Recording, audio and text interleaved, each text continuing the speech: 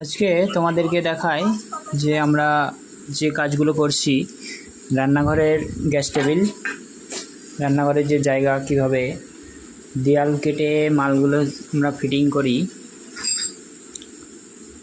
Fitting করার পরে যে উপরে গ্রানাইট দিয়ে যে টেবিলটা সাজানো হয় তোমাদেরকে দেখাই যে কিভাবে কি কাজগুলো আমরা করতে থাকি। আগে মেশিন দিয়ে দেয়ালটা কেটে নিয়েছি, কেটে নিয়ে ছোট ছোট করে পাথরগুলো কেটে নিয়ে সমান করে মাটাম করে বসিয়েছি।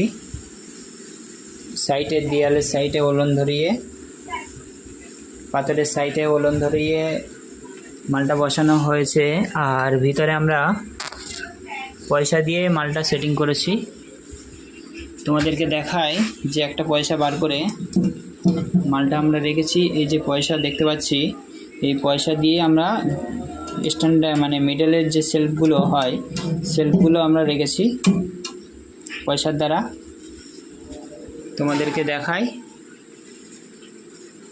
যে পয়সা দিয়ে এই মালের দুই সাইডে দুটো করে চারটে পয়সা দিয়ে আমরা মালগুলো সেলফগুলো রেখেছি। এরপরে আমরা উপরের টপটা বসাবো, তারপরে গ্রানাইটটা আমরা সেটিং করব।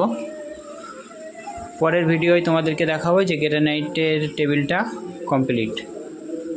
দেখতে থাকো, আমাদের সঙ্গে থাকো।